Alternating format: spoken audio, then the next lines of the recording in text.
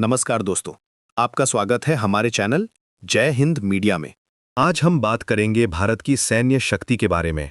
एक ऐसी ताकत जो न सिर्फ हमारे देश की सीमाओं की रक्षा करती है, बल्कि दुनिया के मंच पर भारत की बढ़ती हैसियत का एक बड़ा सबूत भी है। क्या आप जानते हैं कि ग्लोबल फायर पावर की 2025 की मिलिट्री रैंकिंग के अनुसार भारत दुनिया की चौथी सबसे मजबूत सैन्य शक्ति है। ये कोई छोटी बात नहीं है। ये रैंकिंग सिर्फ सैनिकों की संख्या पर आधारित नहीं होती, बल्कि इसमें देश की आर्थिक स्थिरता, भौगोलिक स्थिति और तकनीकी क्षमताओं जैसे कई पहलुओं को ध्यान में रखा जाता है। आज हम इसी ताकत को और गहराई से समझेंगे। हम जानेंगे कि हमारी तीनों सेनाएं यानी थल सेना, नौसेना और वायुसेना आज कहां खड़ी हैं, उनके पास कौन कौन से आधुनिक हथियार हैं और हम चीन और पाकिस्तान की तुलना में कितने मजबूत हैं। चलिए सबसे पहले बात करते हैं भारतीय थल सेना की, जिसे इंडियन आर्मी भी कहते हैं। ये दुनिया की सबसे बड़ी और सबसे अनुभवी सेनाओं में से एक है। भारतीय थल सेना में अनुमानित 14 से 15 लाख सक्रिय जवान हैं और लगभग 11 से 12 लाख रिजर्व जवान भी हैं, जो जरूरत पड़ने पर देश की सेवा के लिए हमेशा तैयार रहते हैं। थल सेना का मुख्य उद्देश्य हमारी सीमाओं की रक्षा करना, किसी भी तरह के बाहरी आक्रमण का जवाब देना और देश के भीतर शांति बनाए रखना है। हमारी सेना के पास आज दुनिया के कुछ सबसे बेहतरीन हथियार मौजूद हैं। टैंकों की बात करें तो हमारे पास T-90 भीष्म जैसे आधुनिक टैंक हैं, जो किसी भी मौसम और किसी भी इलाके में दुश्मन को मुंहतोड़ जवाब दे सकते हैं। इसके अलावा अर्जुन टैंक भी हमारी सेना की एक बड़ी ताकत है, जिसे पूरी तरह से भारत में ही बनाया गया है। मिसाइल टेक्नोलॉजी में भी भारत ने बहुत तरक्की की है। अग्नि और पृथ्वी जैसी बैलिस्टिक मिसाइलें लंबी दूरी तक मार करने में सक्षम हैं, जबकि ब्रह्मोस सुपरसोनिक क्रूज मिसाइल दुनिया की सबसे तेज मिसाइलों में से एक है। इसे जमीन, हवा और समुद्र तीनों जगहों से लॉन्च किया जा सकता है। ये हथियार हमारी सेना को एक ऐसी ताकत देते हैं जिससे कोई भी दुश्मन टकराने से पहले 100 बार सोचेगा। अब बात करते हैं भारतीय नौसेना की, जो हमारे समुद्री हितों की रक्षक है। भारत की समुद्री सीमाएं लगभग 6100 किलोमीटर लंबी हैं और इनकी सुरक्षा की जिम्मेदारी हमारी नौसेना के कंधों पर है। भारतीय नौसेना के पास लगभग 150 युद्धपोत और पनडुब्बियां हैं, जो हिंद महासागर में भारत की मौजूदगी को मजबूत करती हैं। हमारे पास INS विक्रमादित्य और INS विक्रांत जैसे दो बड़े एयरक्राफ्ट कैरियर्स हैं। ये पानी पर तैरते हुए किले की तरह हैं, जहां से लड़ाकू विमान उड़ान भर सकते हैं और दुश्मन पर हमला कर सकते हैं। इन विमानवाहक पोतों की वजह से हमारी नौसेना की पहुंच बहुत दूर तक बढ़ गई है। इसके अलावा हमारे पास कोलकाता क्लास और विशाखापट्टनम क्लास जैसे स्टेल्थ डिस्ट्रॉयर्स भी हैं, जो दुश्मन के रेडार की पकड़ में आसानी से नहीं आते। पनडुब्बियों के मामले में भी हम पीछे नहीं हैं। हमारे पास परमाणु शक्ति से चलने वाली पनडुब्बी INS अरिहंत है, जो लंबे समय तक पानी के नीचे रह सकती है और परमाणु मिसाइलें भी लॉन्च कर सकती है। भारतीय नौसेना हिंद महासागर में एक स्थिर शक्ति के रूप में काम कर रही है, जो न सिर्फ समुद्री व्यापार मार्गों की सुरक्षा करती है, बल्कि जरूरत पड़ने पर दूसरे देशों को मानवीय सहायता भी पहुंचाती है। अब आते हैं भारतीय वायुसेना पर, जो आसमान में हमारी ढाल है। भारतीय वायुसेना के पास अनुमानित 2200 से ज्यादा विमान हैं, जिनमें लगभग 600 से ज्यादा फाइटर जेट शामिल हैं। वायुसेना का लक्ष्य किसी भी दिशा से आ रहे हवाई खतरे का सामना करना और न केवल रक्षा, बल्कि जरूरत पड़ने पर दुश्मन के इलाके में घुसकर हमला करने की क्षमता भी रखना है। हमारे बेड़े का सबसे शक्तिशाली विमान है राफेल, जिसे हमने फ्रांस से खरीदा है। राफेल एक मल्टी रोल फाइटर जेट है, जो हवा से हवा में और हवा से जमीन पर दोनों तरह के मिशन को अंजाम दे सकता है। इसके अलावा हमारे पास सुखोई 30 MKI भी है, जो एक बहुत ही शक्तिशाली और भरोसेमंद लड़ाकू विमान है।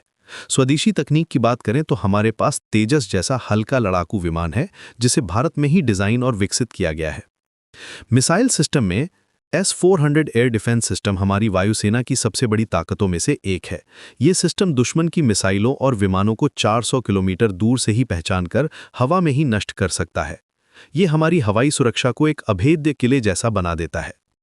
भारत की सैन्य शक्ति सिर्फ विदेशी हथियारों पर निर्भर नहीं है। पिछले कुछ सालों में आत्मनिर्भर भारत और मेक इन इंडिया अभियानों के तहत स्वदेशी रक्षा उत्पादन पर बहुत जोर दिया गया है। Defence research and development organisation यानी DRDO इस दिशा में बहुत अच्छा काम कर रहा है।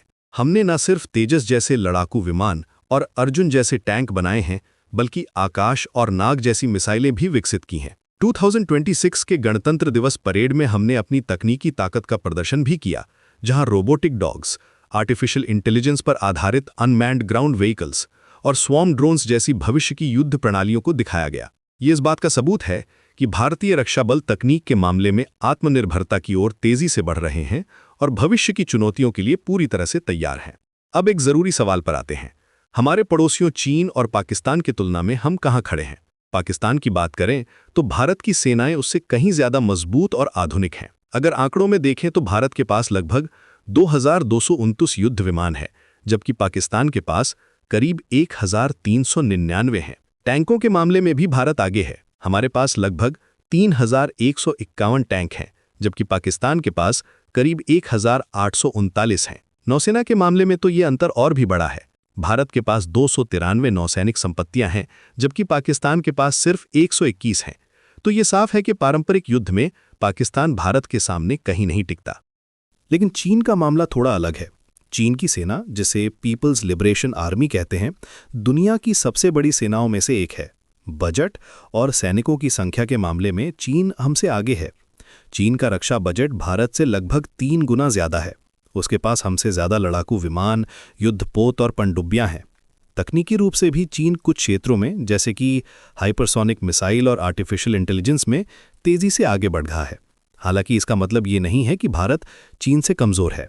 भारतीय सेना को ऊंचे पहाड़ों और मुश्किल इलाकों में लड़ने का जो अनुभव है, वो दुनिया में किसी और सेना के पास नहीं है।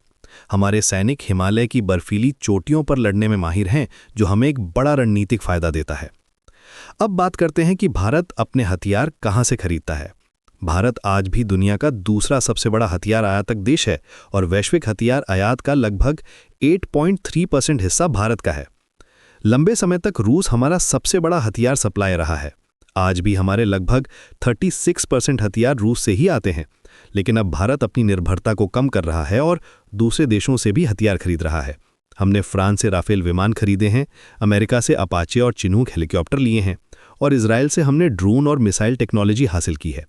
ये विविधीकरण हमारी रणनीति का एक अहम हिस्सा है, ताकि हम किसी एक देश पर पूरी तरह से निर्भर न रहें। वहीं दूसरी तरफ पाकिस्तान अपने लगभग 81% हथियार चीन से खरीदता है, जो इन दोनों देशों के बीच गहरे सैन्य गठबंधन को दिखाता है। इन नए हथियारों का भारत की रणनीतिक स्थिति पर क्या असर पड़ा है? राफेल विमानों के आने से भारतीय वायुसेना की लड़ाकू क्षमता बहुत बढ़ गई है, जिससे हमें पाकिस्तान और चीन दोनों मोर्चों पर एक साथ हवाई प्रभुत्व हासिल करने में मदद मिली है। S-400 मिसाइल डिफेंस सिस्टम ने चीन और पाकिस्तान सीमा पर हमारे एयर डिफेंस को एक मजबूत कवच प्रदान किया है। ब्रह्मोस मिसाइल, जो अपनी गति और सटीकता के लिए जानी जाती है, हमें जमीन और समुद्र दोनों मोर्चों पर एक निर्णायक बढ़त देती है। अंत में हम यह कह सकते हैं कि भारत की सैन्य शक्ति आज एक बहुत ही मजबूत स्थिति में है। हम न सिर्फ अपनी सीमाओं की रक्षा करने में सक्षम हैं, बल्कि हिंद प्रशांत क्षेत्र में एक बड़ी और जिम्मेदार शक्ति के रूप में भी उभर रहे हैं। चीन और पाकिस्तान का सैन्य गठजोड़ हमारे लिए एक चुनौती जरूर है, लेकिन भारत अपने अंतर्राष्ट्रीय समझौतों, स्वदेशीकरण पर जोर और अपनी सेनाओं के आधुनिकीकरण के जरिए इस चुनौती का सामना करने के लिए पूरी तरह से तैयार है। हमारी सेनाएं सिर्फ हथियारों और तकनीक का ढेर नहीं हैं, बल्कि वे हमारे सैनिकों के साहस, शौर्य और देशभक्ति का प्रतीक हैं। भारत एक शांतिप्रिय देश है, लेकिन अगर कोई हमारी संप्रभुता को चुनौती देने की कोशिश करेगा, तो हमारी सशस्त्र सेनाएं उसे मुंहतोड़ जवाब देने के लिए हमेशा तैयार हैं। ये था आज का डिस्कशन। उम्मीद करता हूं कि आपको ये यूजफुल लगा होगा। अपने थॉट्स कमेंट्स में शेयर कीजिए और हमारे चैनल को सब्सक्राइब करना ना भूलें। जय हिंद।